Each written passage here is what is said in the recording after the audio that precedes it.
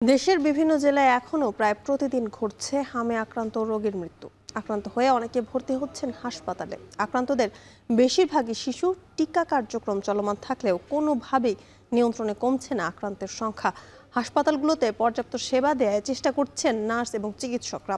এ বিষয়ে বিস্তারিত জানাতে কুমিল্লা থেকে খালেদ সাইফুল্লাহ, ময়মনসিংহ থেকে ইমতিয়াজ আহমেদ এবং বরিশাল থেকে অমিত হাসান। প্রথমে চলে যাচ্ছি কুমিল্লায় খালেদের কাছে। খালেদ, হামে আক্রান্ত ও চিকিৎসা কার্যক্রমের সবশেষ কি খবর আছে আপনার কাছে?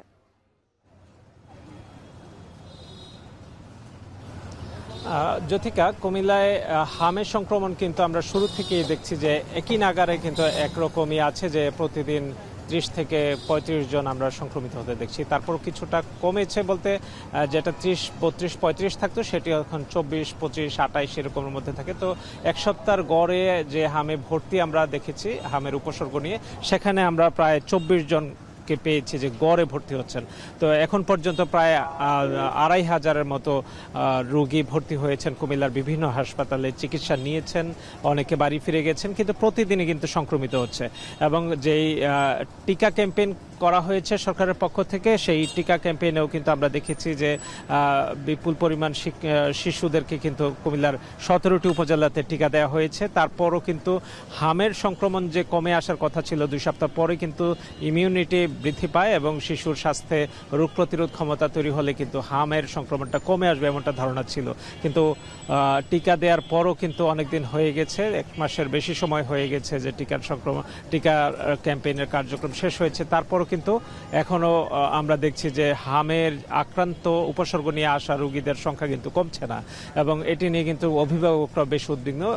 চিকিৎসকরা বলছেন যে হামে আসলে রোগ প্রতিরোধ ক্ষমতা তৈরি হলেই হয়তো বা হামের সংক্রমণটা কমে আসতো। তারাও কিন্তু নানা কারণে বিচলিত, এবং শিশুদেরকে আইসোলেটেড রাখা এবং হাম উপসর্গ নিয়ে যারা আক্রান্ত হচ্ছে তাদেরকে আইসোলেটেড অবস্থায় যেন তাদেরকে রাখা হয়, চিকিৎসা দেওয়া হয়, সেই পরামর্শ দিয়েছেন। এবং হাত ধোয়া এবং পরিষ্কার পরিচ্ছন্ন থাকা, এবং যারা সংক্রমিত হয়ে আসছে তাদেরকে একটু সবার থেকে আলাদা রাখার জন্যই কিন্তু পরামর্শ রয়েছে। তো যেভাবে মানুষজন আসলে হামের যে প্রতিবেদনটি আমরা দেখছি প্রতিদিন আসছে, তাতে কোন বয়সে শিশুরা বেশি আক্রান্ত হচ্ছে সেটা কিন্তু আলাদা করে বোঝা যাচ্ছে না, কারণ আমরা একটি সংখ্যা পাচ্ছি। এবং এখন পর্যন্ত আমরা দেখছি যে হামে যে প্রতিবেদনের জন্য, রিপোর্টের জন্য যে নমুনা পাঠানো হচ্ছে ঢাকায়, সেটি আসতেও কিন্তু বেশ বিলম্ব হচ্ছে। কুমিল্লা এখন পর্যন্ত 11 জন শিশুর মৃত্যু হয়েছে হামের উপসর্গ নিয়ে, এবং কুমিল্লার বিভিন্ন হাসপাতালে, উপজেলা হাসপাতালগুলোতে কিন্তু হামের উপসর্গ নিয়ে আসছেন। তো চিকিৎসকরা বলছেন যে হামের উপসর্গগুলো দেখা দিলে, জ্বর এবং নিউমোনিয়া সহ নানা উপসর্গগুলো দেখা দিলে যেন কোনোভাবেই বিলম্বিত না করে ডাক্তারের শরণাপন্ন হন, এবং আশপাশে যে সকল ডাক্তাররা হাসপাতাল রয়েছে সেখানেই যেন চিকিৎসার কার্যক্রম চালিয়ে নেওয়ার পরামর্শ রয়েছে চিকিৎসকদের। তো কুমিল্লায় হাম সংক্রমণ নিয়ে উদ্বিগ্ন না হওয়ার জন্য ডাক্তারদের আহ্বান রয়েছে। আমরা এই বিষয়ে আরও তথ্য জানার জন্য যোগাযোগ করছি ময়মনসিংহে, সেখানে আছেন সহকর্মী ইমতিয়াজ। খালিদ, আমি যদি শুরু করি, প্রথমে টিকা কার্যক্রমটা দিয়ে শুরু করতে চাই। ময়মনসিংহে বিভাগের স্বাস্থ্য বিভাগ যেটা আমাদেরকে বলেছেন, জেলা তো রয়েছে, প্রত্যেকটি জেলাতে কিন্তু তারা দাবি করছেন যে শতভাগ হামের টিকার তারা কিন্তু ক্যাম্পেইনের পর কিন্তু শতভাগ টিকার দান সম্পূর্ণ করেছেন, এবং 1 মাসের মধ্যে এই টিকার অ্যান্টিবডি তৈরি হওয়ার কথা থাকলেও আমরা কিন্তু আসলে সেই কোনো নমুনা দেখতে পাচ্ছি না। আমরা দেখছি ময়মনসিংহ মেডিকেল কলেজ হাসপাতালে যে হাম আইসোলেশন ইউনিট রয়েছে, সেখানে প্রতিনিয়তই কিন্তু রোগী বাড়ছে।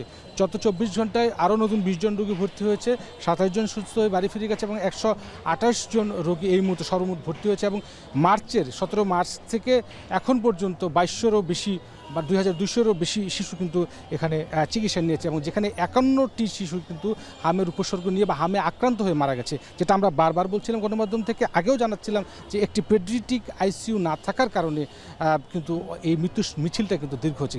যারা মারা গেছে বেশিরভাগ শিশুর বয়স কিন্তু 6 মাস 7 মাস বয়স, সুতরাং তাদের যে ফুসফুস সেটি কিন্তু অক্সিজেন নেওয়ার জন্য খুব একটা পরিপক্ক নয়, যার কারণে কিন্তু তাদেরকে বাড়তি করে আলাদা করে কিন্তু লাইফ সাপোর্ট দিতে হয়, অর্থাৎ আইসিইউর যে সাপোর্টটি সেটি কিন্তু প্রয়োজন হয়, সেই সাপোর্টটি কিন্তু ডাক্তাররা দিতে পারছেন না এবং শেষ সময় যখন আসছেন রোগীরা তখন কিন্তু মৃত্যুর দিকে ঢলে পড়ছেন এবং তখন আর অনেকটা কিছু করা থাকে না। যেহেতু হাম প্রচণ্ড ছোঁয়াচে রোগ, শরীরের যে রোগ প্রতিরোধ ক্ষমতা সেটি একেবারেই ভেঙে পড়ে, অন্যান্য যে ওষুধগুলো প্রয়োগ করা হয় সেগুলো খুব একটা কাজ করতে চায় না, ঠিক সেই মুহূর্তে আইসিইউটা প্রয়োজন থাকে। কিন্তু সেই আইসিইউর ব্যাপারটি আমরা যখন কর্তৃপক্ষের সঙ্গে কথা বলছি তারা বলছেন যে দীর্ঘদিন ধরে আমলাতান্ত্রিক একটা জটিলতার কারণে সেই আইসিইউ স্থাপনের বিষয়টি কিন্তু ঝুলে আছে, সেটি কবে নাগাদ ঠিক হবে তার কোনো সদুত্তর কিন্তু আমরা পাইনি।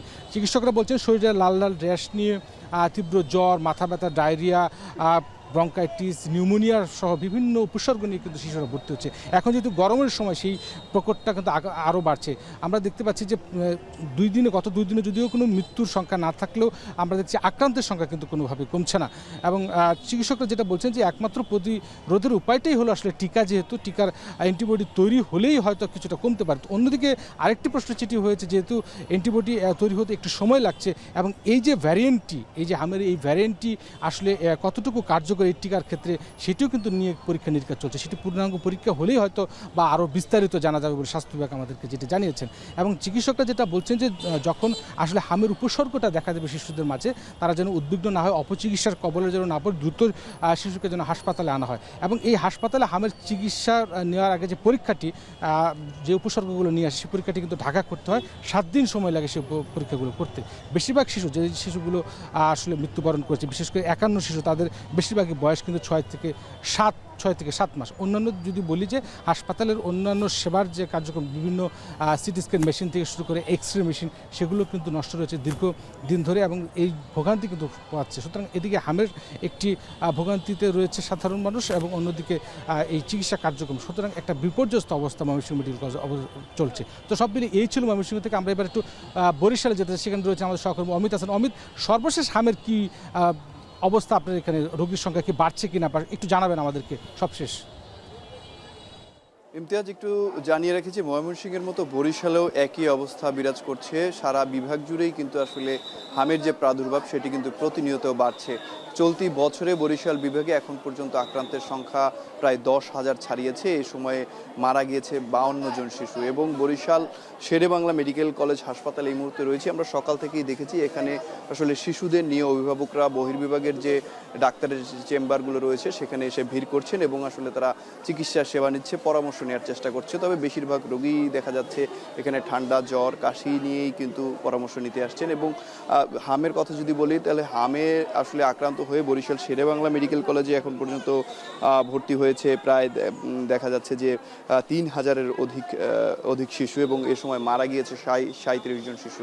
এবং প্রতিদিনই দেখা যাচ্ছে যে 30-40 জন করে নতুনভাবে ভর্তি হচ্ছে এবং আক্রান্তের সংখ্যাও প্রতিনিয়ত বাড়ছে, যার কারণে কিছুটা হিমশিম খেতে হচ্ছে যারা এখানকার চিকিৎসক রয়েছেন, নার্স রয়েছেন তাদেরকে।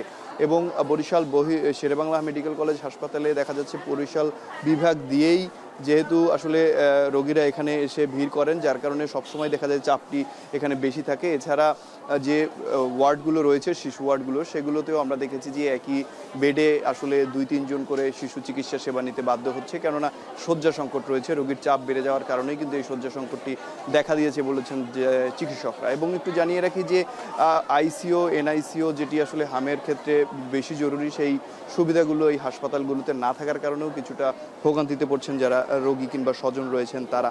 এবং চিকিৎসকরা বলছেন যে তারা তাদের সাধ্যমতো চেষ্টা করছে, যেহেতু হামের প্রকোপ বেড়েছে, দেখা যাচ্ছে প্রতিনিয়তই আসলে রোগীরা আক্রান্ত হয়ে হাসপাতালগুলোতে ভর্তি হচ্ছে, যার কারণে রোগীর চাপ প্রতিনিয়তই বাড়ছে। প্রতিদিনই দেখা যাচ্ছে 30-40 জন করে নতুন রোগী ভর্তি হচ্ছে এবং প্রতিদিন ভর্তি থাকছে প্রায় 150 থেকে 200 জন শিশু এই হামে আক্রান্ত হয়ে।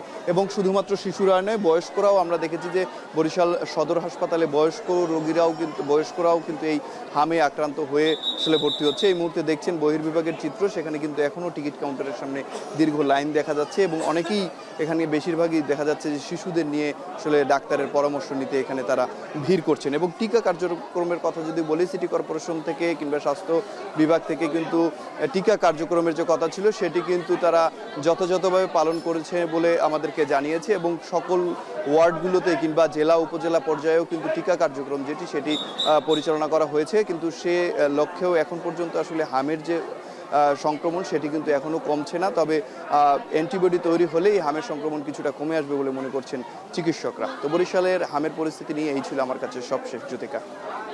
বিভিন্ন জেলা থেকে হাম পরিস্থিতির খবর জানাতে যুক্ত ছিলেন সহকর্মীরা।